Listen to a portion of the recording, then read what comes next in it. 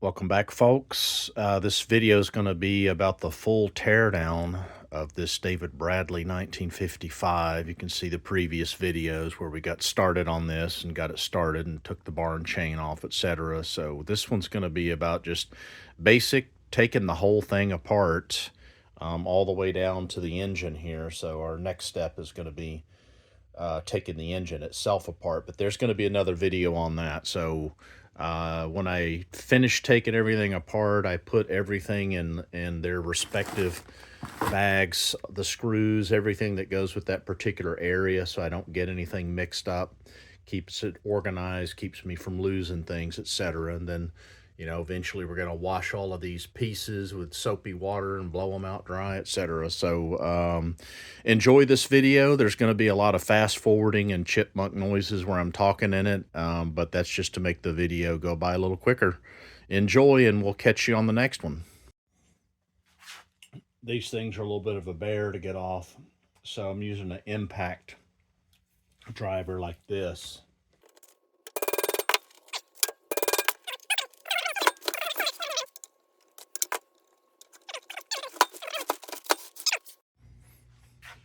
Stupid me, I should have looked. There's actually a bolt on the other side of this one. How dumb was that? I pounded on that thing forever with that impact.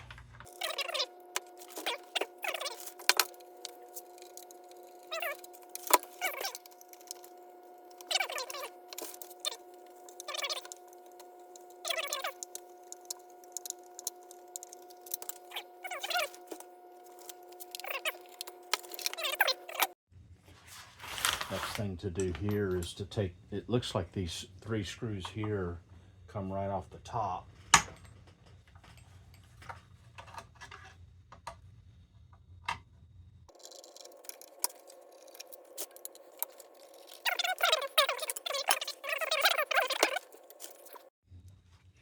Next, it looks like I can take this starter off and get it out of the way.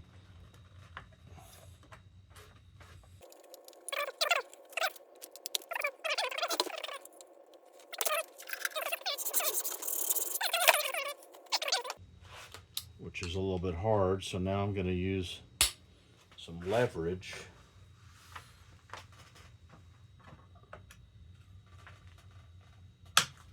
Break it loose. Tricks of the trade, boys, tricks of the trade.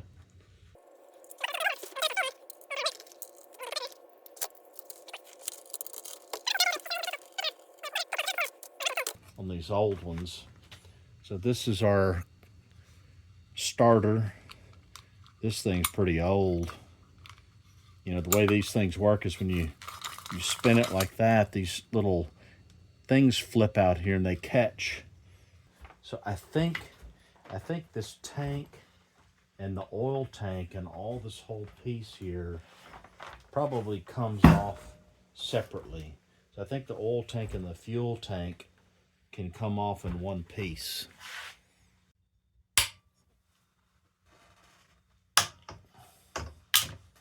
Good to hear that pop. You got it when you hear that pop.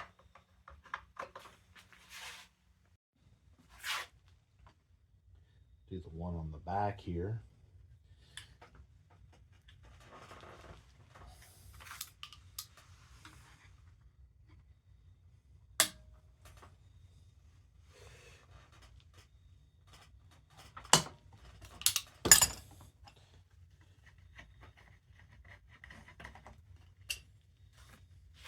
That's 3 bolts, I think, that'll make this loose. It is loose. Gotta be careful with, we gotta take for a little coupling there off for the oil.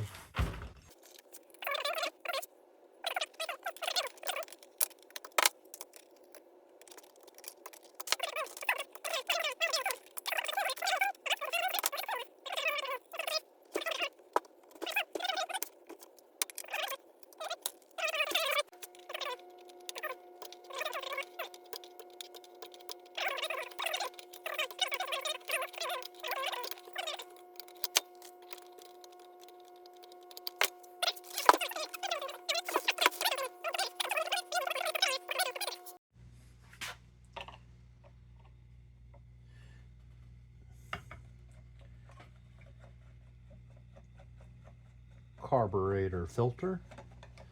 These are kind of interesting old composite filters. They're made of kind of a strange sort of material, but I usually wash them out real good with diesel fuel and blow them out and clean them up. But they last forever and they work pretty good. They built these saws back then where you don't have to go and get replaceable parts all the time. They're made to last.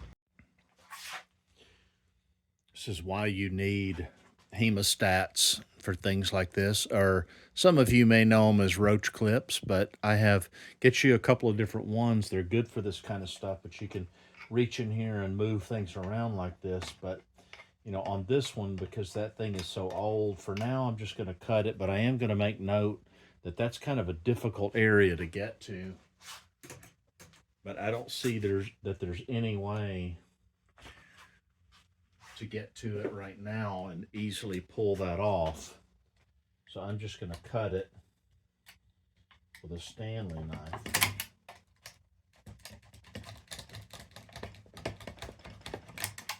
That. And then there's our tank. Came right off. So we're going to put that aside and clean that up later. Is basically 4 pieces here we need to take apart. But to do that, I believe I have to take this flywheel off to get to the bolts underneath that mount that to the engine. And then similar thing on this side. I can already see them. There's some more of those awkward flathead bolts. We're going to have to put our impact driver on to get those off. This is the clutch side. We've got to take this off anyway. So we're going to go ahead and take these pieces off and get to those bolts.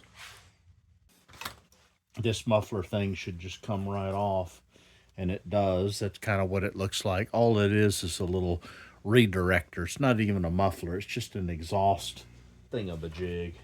But you can see the piston moving up and down in there like that. And so there's the 2 rings, and there's the top of the piston. You know, you got 2 bolts here. Next thing we're going to do is take this flywheel off here. I've put a little bit of PB Blaster around this and just tapped around on it. I'm going to use this 2-prong puller. And it's going to be tricky because these are a little thicker than fitting them down in here. I can't just jam them down in there and pick it up. So it's going to be a little bit of a puzzle, but I think I can use these openings down in here to try to slide the claws underneath it and rotate it around. So it's going to be a little bit of a puzzle to get them underneath there.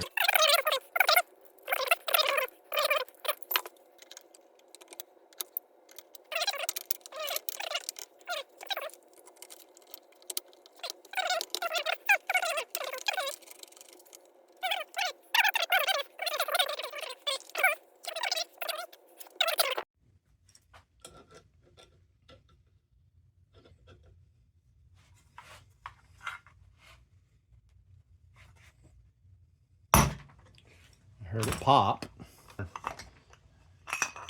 and not anything else. So there is our magneto flywheel. Just going to set that aside. This is our ignition system in here, and you're seeing it the first time I'm seeing it. It looks pretty general. It's got a coil. That's the coil. It's got a condenser, so that tells me that there's points in here. And now all of that should be free and good. This is split, and it is. I'm just going to bend it apart, and I'm going to take that whole thing off like that and get it out of the way. Rubber grommet there. We don't want to forget about that. Should be enough that this ought to just pull out. Let's try it.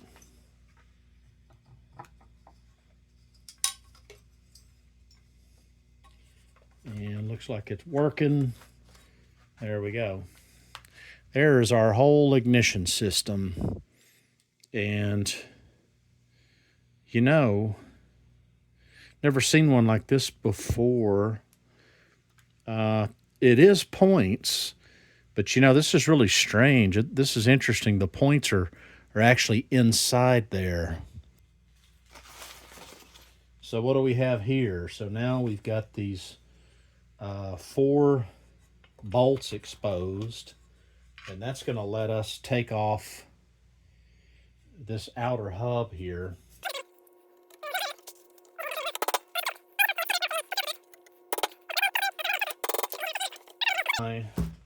I'm not going to completely take those apart because I also need to take this off, and that means I have to take out these 3 big honking bolts here, screws, and they're big flatheads, and they're in there pretty tight. So the impact driver wasn't really cutting it for me, and it was smacking away on it too much. I got some of them loose and turning, so they're broke free. They're just hard to turn, so I'm going to switch to using a real pneumatic impact wrench.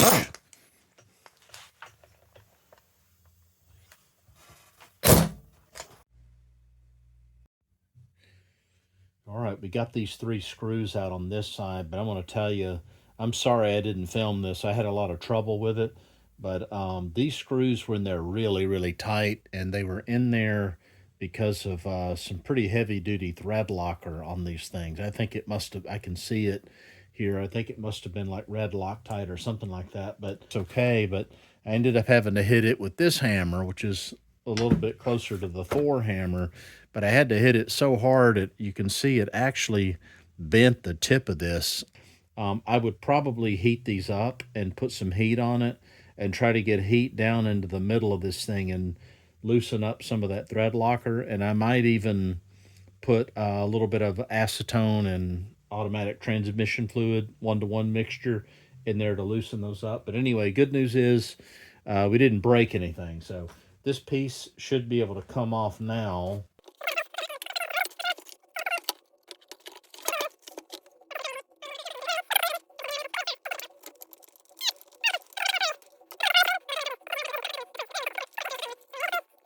That should come right off. And there we go. So we got the outer shell off here. That's all one piece there.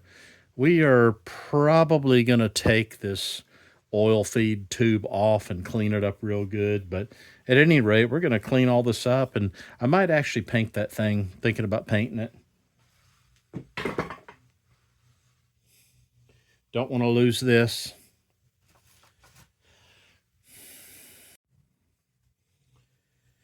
Take these bolts out here. There's 4 of them. Pretty easy to get out. 4 screws there. Then this piece just comes right off. So I'm actually going to stop the video here now that we've got it torn down to the engine, the core. This is the engine, intake manifold, and our carburetor. And that's pretty much it. So I want to stop the video here.